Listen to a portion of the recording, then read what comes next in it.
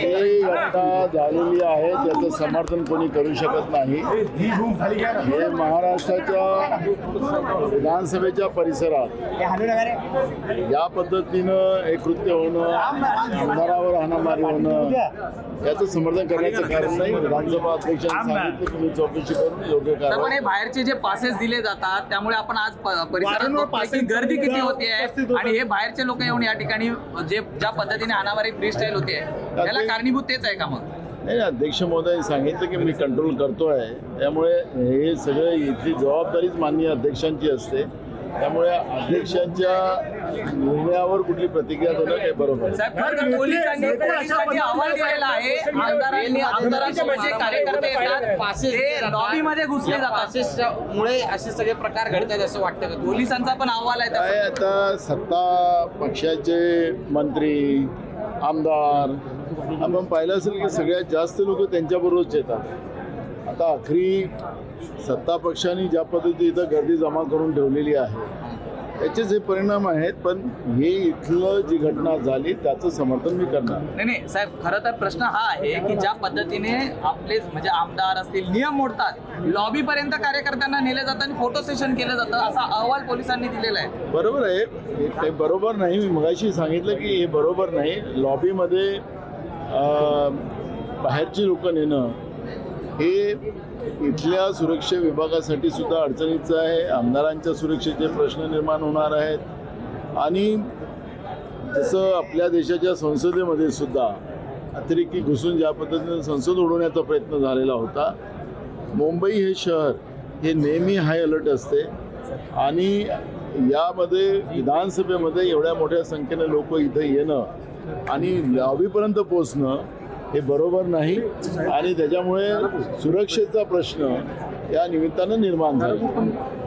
अंतिम आठवड्याचा प्रस्तावकडे चालू आहे, गांभीर्याने गेले 2-4 दिवस जे दोन्ही सदस्यांमध्ये ज्या पद्धतीने सुरू आहे ते सुद्धा विधान भवन सदस्यांना किती प्रमाण आहे? कारण की शेवटी अशा गोष्टी एकमेकांना ऑन करणं, एकमेकांना हे करणं, त्यातून कार्यकर्त्यांमध्ये बघा, मी तुम्हाला सांगितलं की महाराष्ट्राच्या राजकारणामध्ये आम्ही निवडणुका असेल किंवा विधानसभेमध्ये आरोप प्रत्यारोप असेल, या आखरी लोकशाहीमध्ये या पद्धतीची ह्या व्यवस्था असतात, पण सभागृहाच्या बाहेर निघाल्यानंतर आम्ही एकत्रित वागत होतो। ही परंपरा नेहमी राहिलेली आहे, पण आता अलीकडे हा जो प्रकार आपण पाहतोय हा प्रकार चुकीचा आहे आणि याला मुख्यमंत्री आणि विधानसभा अध्यक्ष आणि विधान परिषद सभापती यांनी तातडीनं या सगळ्या प्रकरणाला थांबवलं पाहिजे।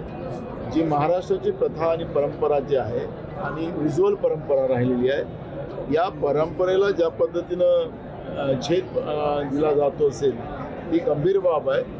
मी सुद्धा विधानसभा अध्यक्ष होतो आणि मला या सगळ्या गोष्टीची माहिती आहे, पण या पद्धतीचं ही सगळी घटना झाली, याला जो कोणी दोषी असेल तातडीनं अध्यक्षांनी आणि सभापतींनी कारवाई केली पाहिजे आणि हे पुढच्या काळात हा प्रकार घडू नये याची काळजी घेतली। विशेषतः आमदारांचा आग्रह असतो, कारण की बरेच जणांना आतमध्ये घेऊन येण्याचा कुठलाही आग्रह असेल, आखरी सुरक्षा या महत्त्वाचं आहे, सुरक्षा ही महत्त्वाची आहे।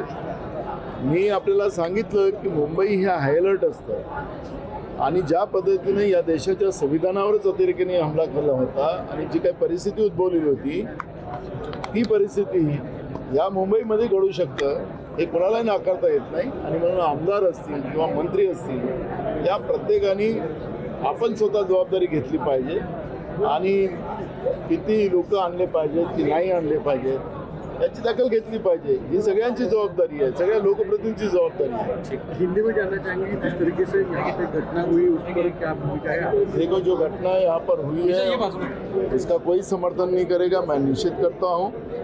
और एक बात हमेशा याद रखना चाहिए कि ये देश की पार्लियामेंट